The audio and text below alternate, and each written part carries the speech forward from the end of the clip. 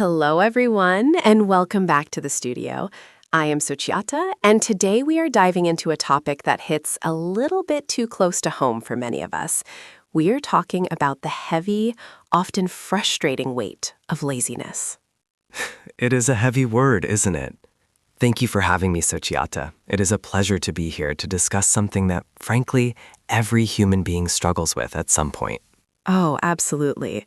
I'll be honest with our listeners right now. Getting out of bed this morning was a monumental struggle.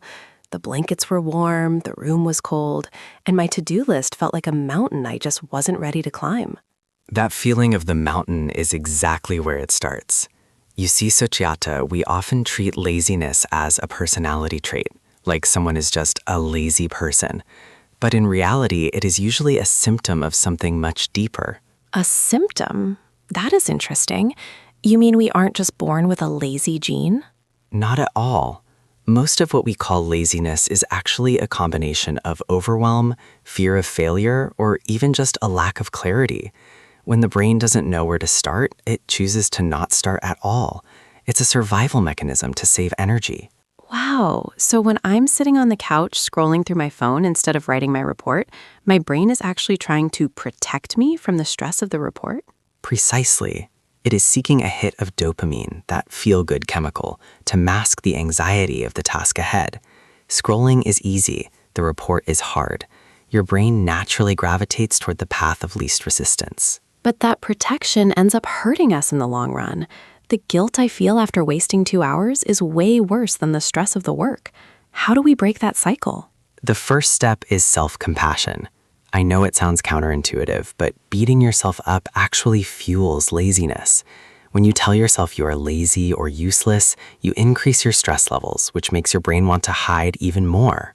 So the more I yell at myself in my head, the less likely I am to get up? With conviction. Exactly. You have to lower the stakes. Instead of seeing the whole mountain, we need to look at the very first step.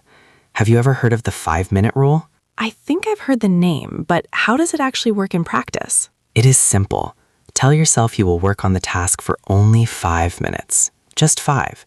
After that, you are legally allowed to stop. Usually, the hardest part is the friction of starting. Once you are in motion, it's much easier to keep going. I love that. It feels so much less intimidating. It's like tricking your brain into thinking the task is tiny. It is exactly a trick, and it works because it bypasses that freeze response we talked about. But we also have to look at our environment, Suchiata. Your surroundings can either be a battery or a drain. Thoughtfully, I notice that if my desk is a mess, I feel like my head is a mess too. Is that what you mean? Passionately, yes. Visual clutter is a constant signal to your brain that there is unfinished business. It drains your mental energy before you even begin. Creating a dedicated space for action is vital. Wirely, I guess that means I should probably stop trying to work from my bed, right? With a gentle smile. Your bed is for rest and sleep. When you work there, you confuse your brain. It doesn't know whether to be productive or sleepy, so it usually chooses sleepy. That explains so much. So we have self-compassion, the 5-minute rule, and environment. What about motivation? Some days I just feel empty. Motivation is a fair weather friend. It's there when things are exciting, but it disappears when things get boring. You cannot rely on motivation. You have to rely on systems and identity. Puzzled? Identity? Can you expand on that? Deeply. Instead of saying, I want to stop being lazy, say, I am the type of person who gets things done.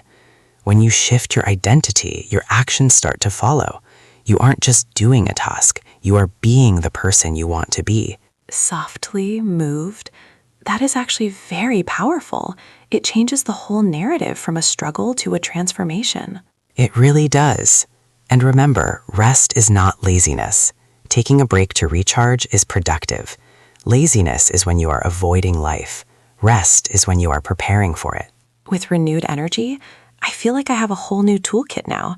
I'm actually looking forward to tackling that mountain when I get home.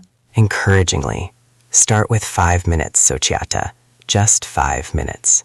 Brightly. Thank you so much, Mr. Saroon. This has been such an eye-opening conversation. To our listeners, remember, you aren't lazy. You might just be overwhelmed. Take that first small step today. Friendly. Be kind to yourselves, everyone. Until next time.